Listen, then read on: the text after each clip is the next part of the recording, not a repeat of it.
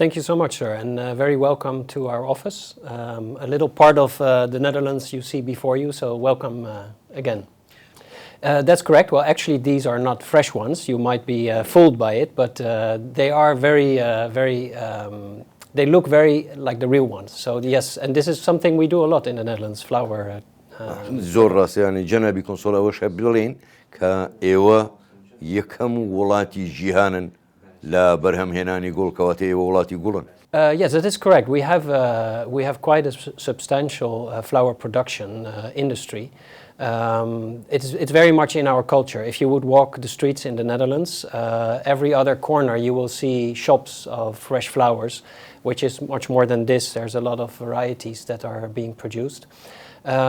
I think, however, that also in the Netherlands we are going through a transition where you see that we are looking at the sustainability of these type of sectors, and we are mostly now more and more focusing on exporting our expertise in how to produce and how to actually get a sector such as the flower sector off the ground. But it is a very big sector in the Netherlands, yes. Well, the relationship between the Kurdish autonomous region in Iraq and the Netherlands has been very strong and will continue to be strong. And the main reason for that is that we have quite a substantial amount of people that have both nationalities. So they have, of course, the Iraqi nationality because they are living in Iraq, but they are actually Kurdish. And they are also Dutch in the sense that we have maybe 5,000 to 7,000 Dutch passport holders here, which is an estimation. And a lot of these people come from families that were traveling to the Netherlands when they were suppressed here in the times of the Saddam regime. So many of these families they sought refugee in the Netherlands, but also in other countries in Europe, Sweden and the UK and Germany. And quite a substantial part of these people came back. But now they have Dutch nationality, they have a Dutch heart, they have Dutch knowledge. They went to Dutch schools and universities sometimes.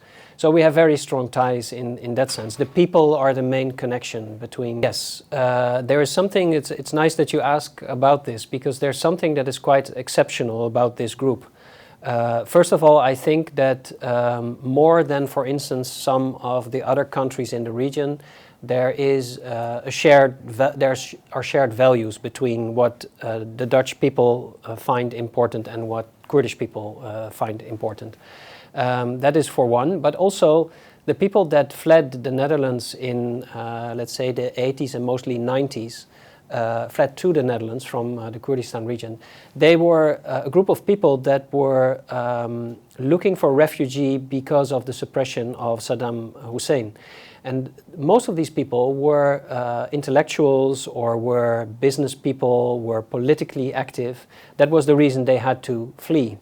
And it means that it's a section of people that were already very much into trying to build their futures. So their kids went to universities, their children took advantage of the Dutch educational system, and they did very well. And it's very nice to see that some of these people have returned, and now here in Kurdistan, again, they're doing very well. Because if you look at the amount of Dutch Kurdish people or Kurdish Dutch people that are in government, that are in business here, and that have very influential positions, that's quite a few. So they again did very well with some of the advantages they had from the Dutch system. For us, from the past and also in the coming period, our investments in agriculture will remain the most important. So the sector that we are focusing on is mostly agriculture. I will give you a little bit of background why that is. First of all, agriculture in itself is a priority of the KRG, of the Kurdish regional government itself, because it fits in the plan of this government to diversify the economy and also have a more sustainable food supply for their own population. That's the first very important reason, because if it is a priority to this government, it makes more sense for us to work with them on these issues. The second one is that the potential is very big. If you look at this region, there's very fertile lands, there's a lot of labor available, there's a lot of people that want to have a job, and agriculture is a labor-intensive sector. So that's another one. And then lastly, I think very important is that we have the expertise and knowledge that we would like to export. So we want to make use of all the experience that we have been gaining over the last decades in this sector, and we want to make use of it. Also, not always because we would like others to profit from it, but also because it's good business. For us also it's good business to export our knowledge and expertise. So that's some of the reasons why agriculture is still high on our agenda, and we work with the government here. Difficult question.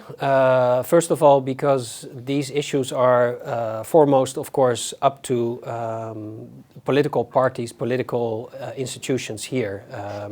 But having said that, we, of course, as an outsider, as a bystander, as a guest to your country, we see that we think in the end, what is crucial in these situations is that in the end you will need to reach a compromise. The system you are in is one of a federal country with an autonomous region, and it means that there needs to be a good division of what you can do within that system to both fulfill your roles.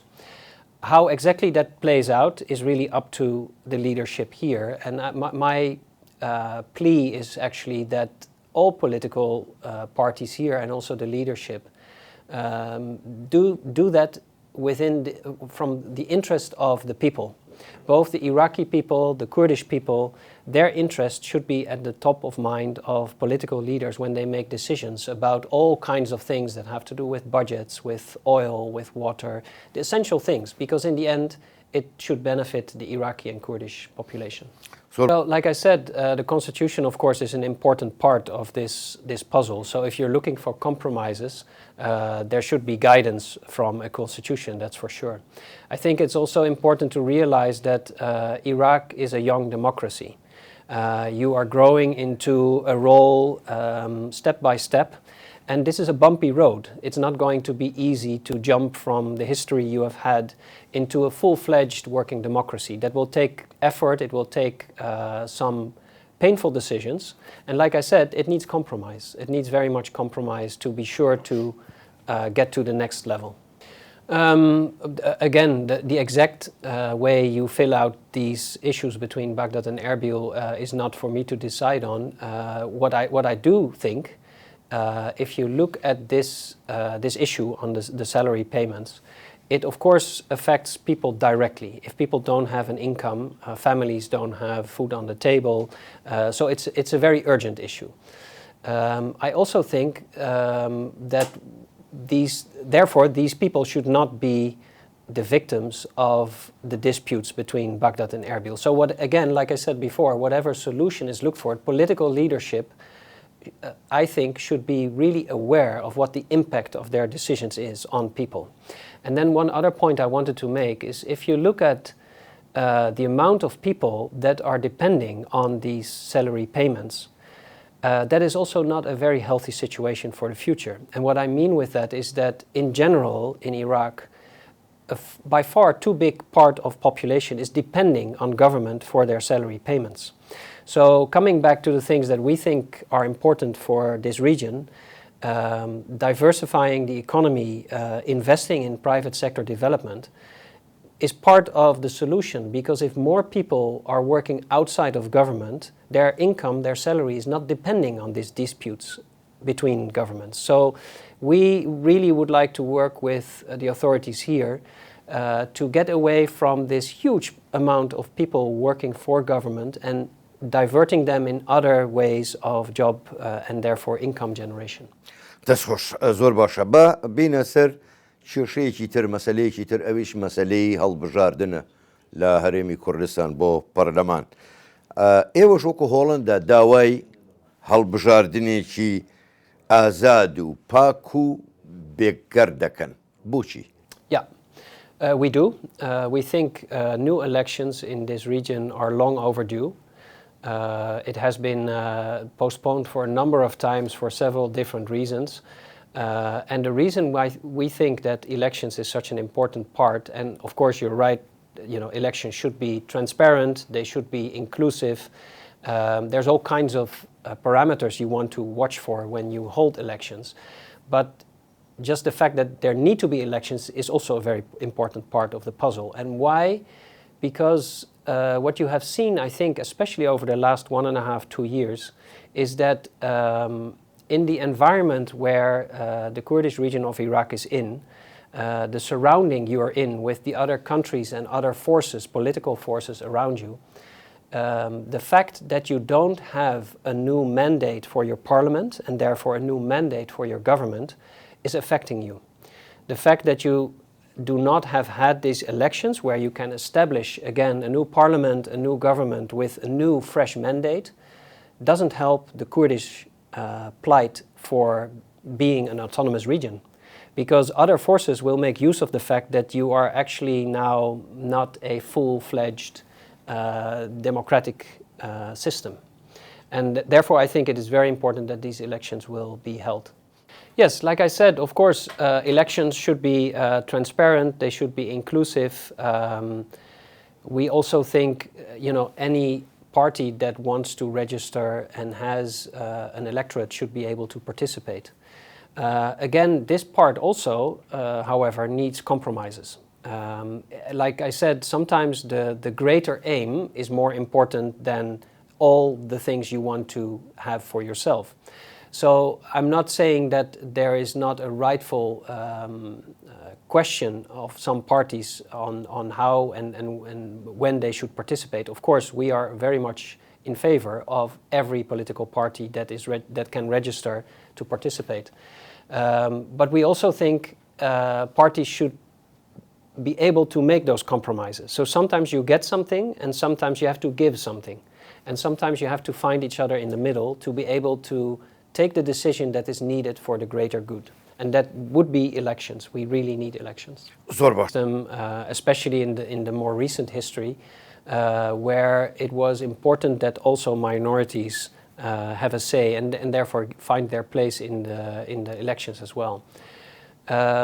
I think it's important in any democracy where you have elections to realize that if people vote in a democracy, the biggest party gets the right of say because they win the elections and they will have the initiative.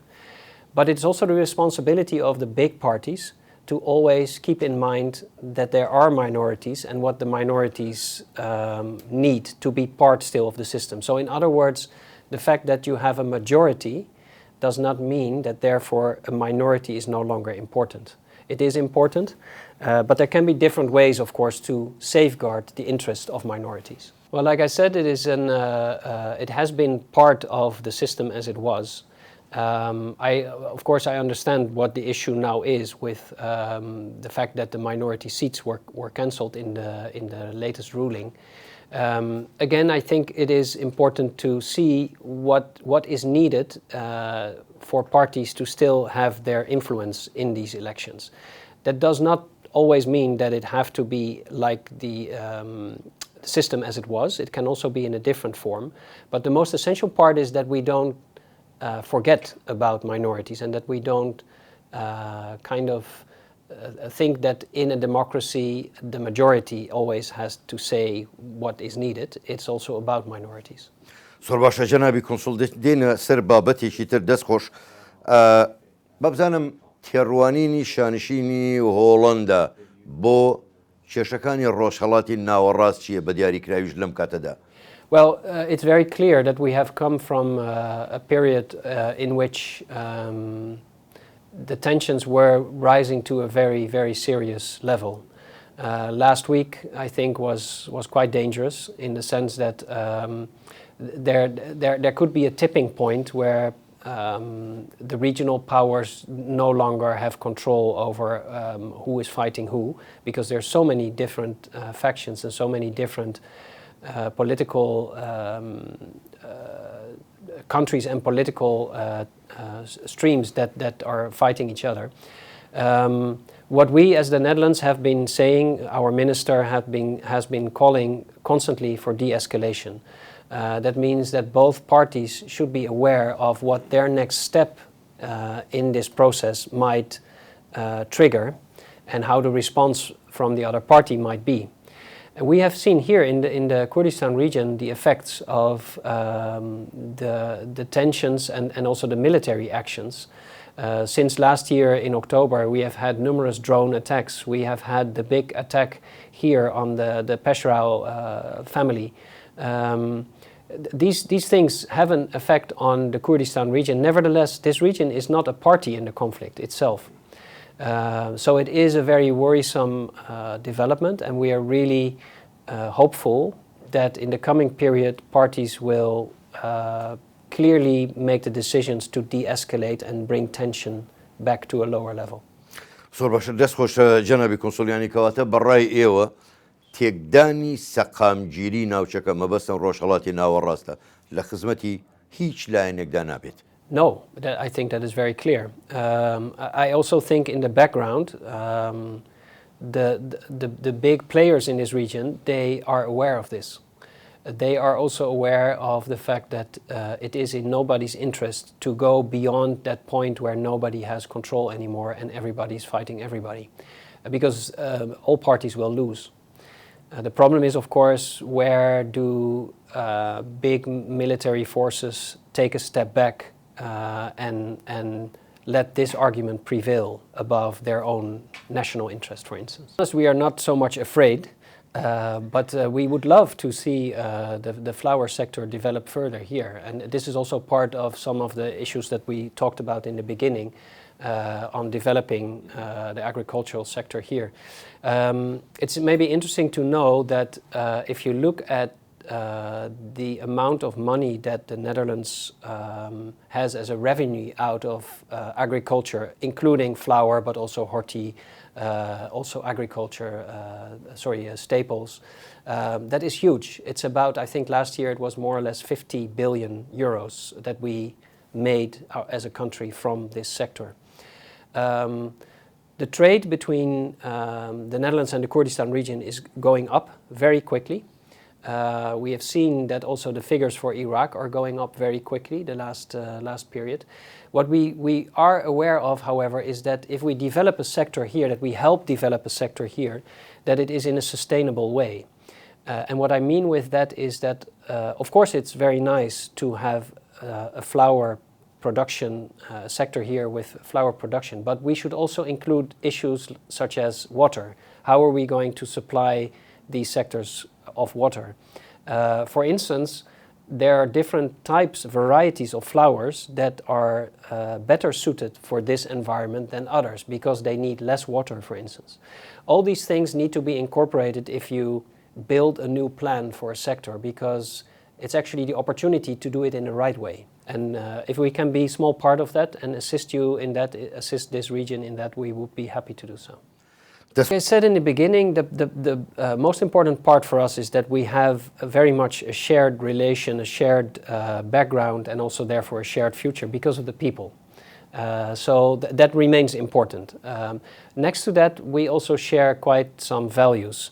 What I mean with that is that we are both suited or rooted in a democratic system.